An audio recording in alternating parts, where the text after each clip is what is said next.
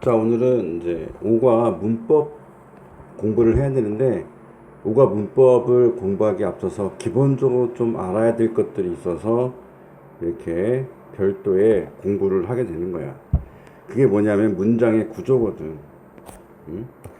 자, 문장의 구조. 왜 제목에 문장의 구조라고 써 있지? 여기 왼쪽 위에. 자, 문장은 어떻게 생겼냐? 이걸 얘기하는 건데, 용원이가 익히 알듯이 문장은 이렇게 생겼잖아. 맨 앞에 주어가 나오고 그 뒤에 주어가 어떤 동작을 했다, 동작을 한다라는 동사가 나온다는 거지. 여기 뒤에 기타 이렇게 등등이 나왔었어. 딱 원래 이게 가장 문장의 기본이 되는 구조야. 맨 앞에 주어가 나오고 그 문장에서 어떤 그 주도적인 역할을 하는 주인공, 주어, 이렇게 주어가 나오고 그 주어가 어떤 동작을 하고 있는지 이렇게 동작, 즉 동사가 나온다는 거지. 그리고 그 뒤에 기타 등등이 나오는 거야. 그치? 자, 그리고 이게 첫 번째 관점이고, 자, 두 번째 관점은 우리가 문장의 구조를 살펴보면 단어들이 막 나열된단 말이야. 단어들이 이렇게 막 나와. 막 나오는데 이 단어들에 대해서 우리가 명칭을 알아야 돼. 명칭. 왜냐면 이 명칭을 알아야지 수업 시간에 자, 우리가 이것을, 자, 이 명칭을 모른다고 했을 때 이렇게 말할게. 자, 이것을 이쪽으로 옮기고 이것을 이렇게 변화시키고 이것을 없애고 이것을 추가하고 하는데 이것을에 해당하는 이 명칭을 알아야 돼. 예를 들면 반에서 우리가 용원이가 친구들이랑 사귀고 할 때, 처음에 학년 올라가 사귈 때 친구 이름을 모르는 경우가 많잖아. 그럴 땐 좀 부르기가 힘들어. 그지? 이를테면은 어 뒷자리 세 번째 오른쪽 네 번째 이제 앉아 있는 아이에 대해서 옆에 짝꿍한테 얘기를 하고 싶은데 그 아이의 이름을 몰라. 그러면은 직접 어디에 앉아 있고 무슨 옷을 입고 이렇게 설명을 길게 해야 되거든. 근데 걔 이름이 누구다. 그러면 그 이름이 용원이다. 그러면 야, 너 용원이가 어제 이렇게 하면 되게 쉽잖아. 그래서 우리 영어 단어에 나오는 단어들이 각각 다 명칭을 갖고 있어. 그 명칭이 몇 개 되지도 않아. 그 명칭을 알고 있다면 수업 시간에 선생님이 설명해 줄 때 그것을 알고 있기 때문에 이해를 하기가 굉장히 쉬워진다. 그래서 명칭을 또 알아야 돼. 자, 첫 번째 뭐라고? 문장의 구조를 얘기할 때 어떻게 생겨먹었나 이걸 알아야 되고, 두 번째로는 영어 단어들이 쭉 나열되는데 영어 단어들이 쭉 연결돼서 만들어지는데 각각의 영어 단어가 갖고 있는 속성을 얘기하는 이 명칭을 우리가 또 몇 가지를 알면은 앞으로 영어 공부할 때 굉장히 편리하다. 자, 그래서 일단은 주어 동사부터 한번 가볼게. 자, 주어 동사 뒤에 우리가 계속 공부했던 거는 주어와 동사를 공부했지. 자, 지금 공부할 건 뭐냐면 이 기타 등등에 나오는 걸 처음으로 한번 우리가 공부를 해보기 시작하는 거야. 자, 근데 이 이야기는 아주 예전에 영어 공부를 올해 초에 반년 전에 처음 시작할 때 아빠랑 이야기한 적이 있었어. 뭘 얘기했었냐? 자, 첫 번째 형태로 그냥 주어가 혼자 동작하는 것. 혼자 동작하는 것. 그지? 예를 들면, 걷기. 그지? 뭐, 뛰기. 울기. 뭐, 이런 동작들이 있어. 주변에 아무것도 없이 그냥 이 주인공이 몸만 움직이면 완성이 되는 그러한 상황이 있단 말이지. 자, 두 번째가 있어. 그지? 자, 미안. 첫 번째인 경우 이 기타 등등이 아예 없는 상태지. 기타 등등이 없는 거야. 그냥 주어하고 동사가 나오고 문장이 여기서 끝나버린다. 자, 두 번째 형태. 두 번째 형태는 뭐냐면 주어가 어떤 상태에 있는 걸 얘기해. 이를테면 주어가 어떤 상태에 있어? 슬픈 상태에 있어. 주어가 행복한 상태에 있어. 주어가 화난 상태에 있어. 이런 것도 가능해. 주어가 학생인 상태에 있어. 주어가 아니고 성이 아니지. 주어가 선생님인 상태가 있어. 주어가 운동 선수인 상태가 있어. 이런 이런 문장이 있단 말이야. 어떻게 생겼냐?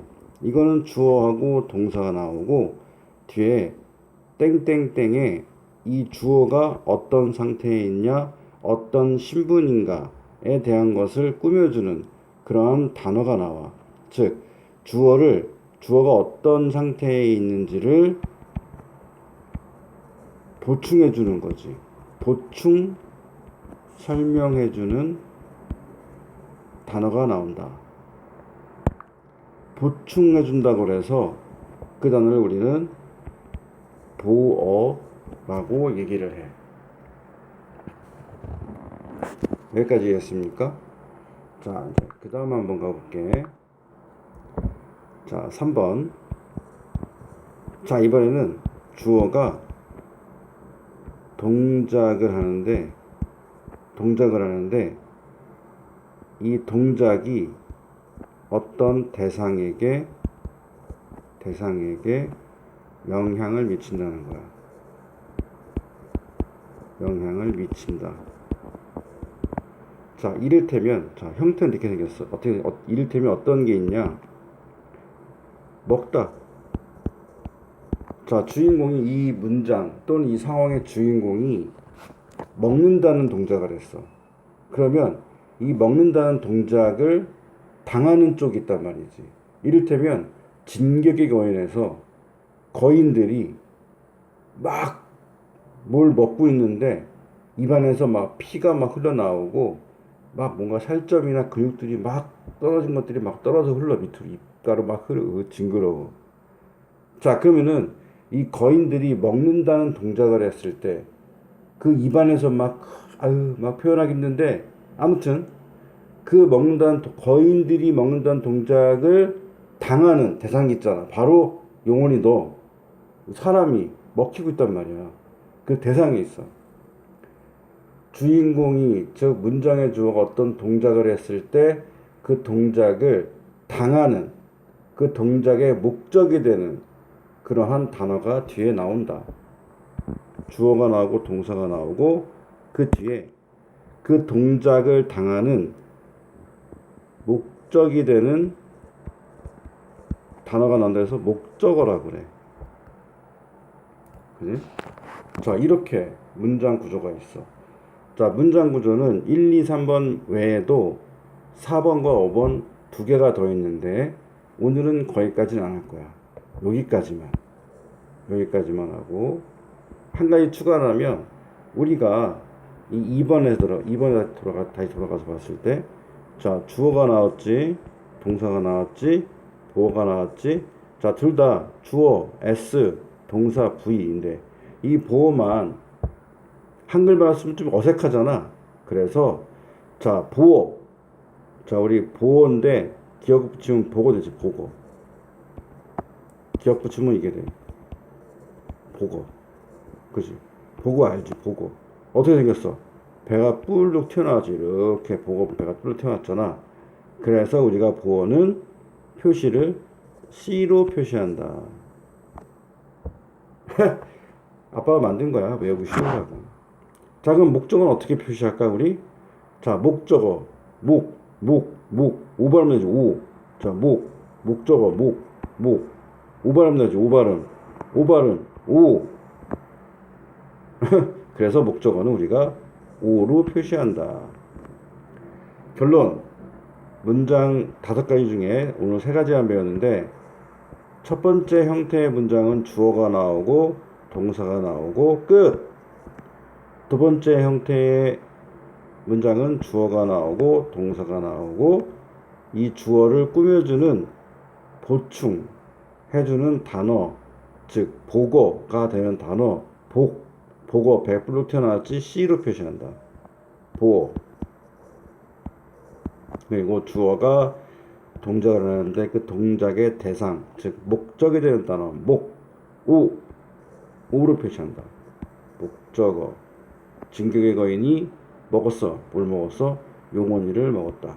끔찍하긴 한데 기억이 잘 날 것 같아서 좀 끔찍하게 비유를 했다.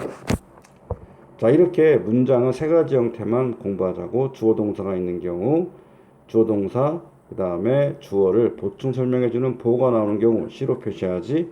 그리고 주어 동사 나오고 이 주어가 동작을 하는데 동작의 목적이 되는 단어가 뒤에 나오는 경우 목적어가 되는 거지. 자, 이번 두 번째. 자, 영어 문장이 이렇게 막 2번이야 이제 2번. 영어 문장이 이렇게 막 나와. 그지? 나왔을 때 이 하나하나를 우리가 어떤 명칭을 붙여주는 거야. 자, 그 명칭 중에 가장 대표적인 명칭이 뭐가 있냐? 자, 예를 들면 한국말로 먼저 할게. 학생, 뭐 책상, 학교에 교실에 있는 거 얘기해 볼까? 뭐 칠판. 자, 얘네들의 공통점이 뭐지? 어떤 형태가 있고, 우리가 눈으로 볼 수 있고, 만져볼 수 있고, 머릿속에 떠오르는 것들이 있어. 자, 이런 것들을 우리가 뭐라고 하냐면은 명사라고 그래, 명사. 자, 이건 딱히 외울 수 있는 방법이 없어. 그냥 명사야, 얘네들은. 명칭이 그렇다는 거지. 자, 그럼 이번에는 어떤 게 있냐면은 이런 명사들을 꾸며주는 게 있어. 자, 학생은 학생인데 어떤 학생이야? 여기다 쓰면 안 되겠지. 앞에다 써. 자, 학생은 학생인데 어떤 학생이냐? 응? 똑똑한 학생.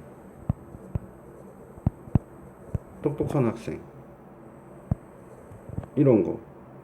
자, 책상은 책상인데 어떤 책상이냐? 오래된, 새로 산. 이게 뭐야? 아, 명사가 있는데 그 명사가 어떤 상태인가를 설명해주는 그런 단어들이 있어. 똑똑한, 오래된. 예를 들면 용원이 같은 경우는 용원이를 꾸며주는 형용사, 꾸며주는 단어가 뭐가 있을까? 뭐 잘생긴, 똑똑한, 귀여운, 인기가 많은, 그지? 이런 것도 있죠. 아니면 못돼 먹은, 아니면 이렇게 못돼 처먹은, 그런 것들이 있어. 그렇게 명사의 성질을 설명해주는 단어를 우리가 형용사라고 그래. 형용사. 형용사는 말은 어떻게 나온 거예요? 몰라 나도. 그냥 형용사로 외워둬야 돼. 자, 그러면 또 어떤 게 있을까? 이번엔 이런 게 있을 것 같아. 빠르게.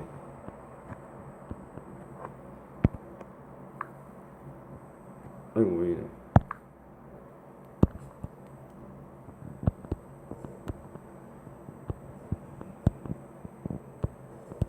빠르게.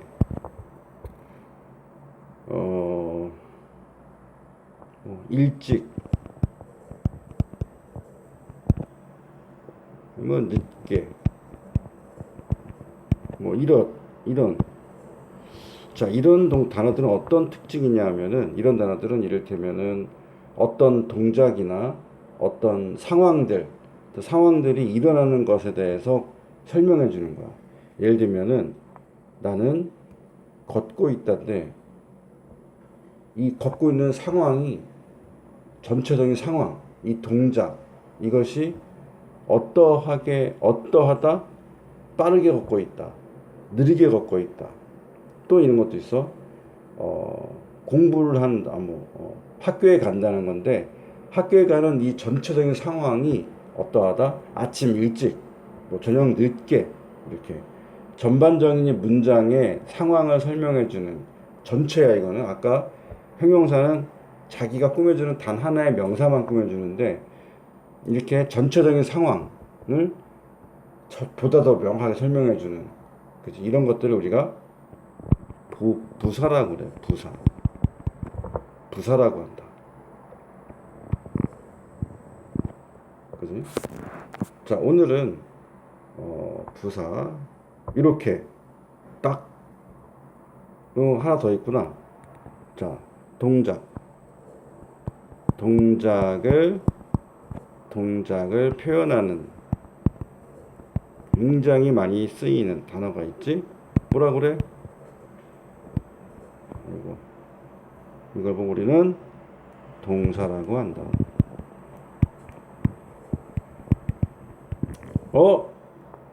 갑자기 혼란스럽습니다. 문장의 구조에서도 이렇게 동사가 나오고,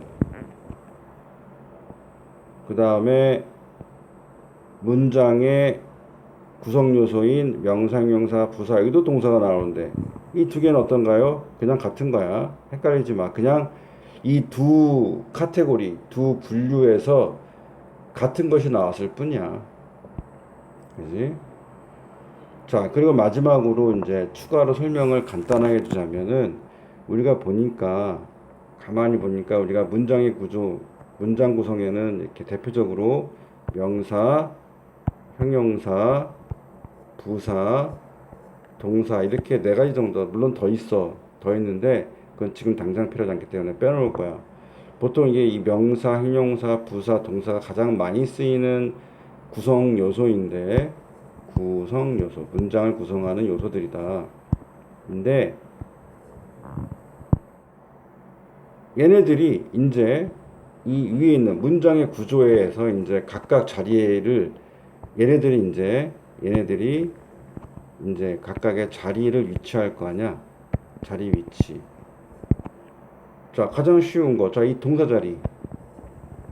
이 동사 자리는 뭐가 들어갈까? 당연히 이건 너무 쉬워. 동사가 들어가겠지. 이렇게 여기.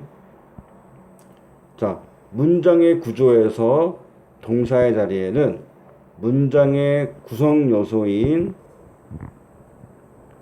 중 동사가 그 자리에 들어간다. 여기서 문제 한번 해볼까? 명사. 여기 문장의 구성 요소에서 이 명사는,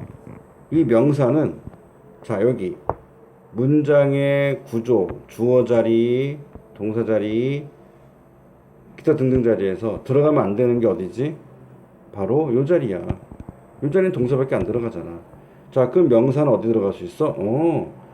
주어 자리에 명사가 들어갈 수 있겠구나. 이 자리에 명사가 위치할 수 있겠구나. 그리고 어떤 경우에 명사는 이렇게 기타 등등 자리에도 명사가 들어갈 수 있겠구나. 그지? 얘네들이 이렇게 위치할 수 있는 거야. 자, 그리고 하나만 더 추가하면 이 형용사. 문장의 구성 요소에서 이 형용사는 어디에 들어갈까? 아까 명사를 꾸민다고 그랬잖아. 이렇게. 그지? 그러면 명사 앞에 형용사가 들어가겠지. 이렇게 명사 앞에 이렇게 형용사가 위치할 수가 있다. 또는 이 기타 등등 있지? 이 자리에 자체에 그냥 형용사가 위치할 수도 있어. 예를 들면 하나만 한번 문장 써볼게. I am happy. 자, 해피는 행복한 어떤 상태를 꾸며주는 거잖아. 해피보이, 행복한 소년처럼. 이렇게 형용사 자체가 이렇게 기타 등 자리에 혼자 단독으로 등장할 수도 있다. 갑자기 팍 어려워지지.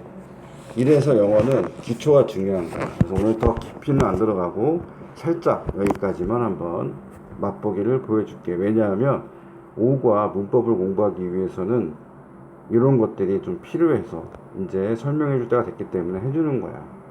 오늘은 여기까지.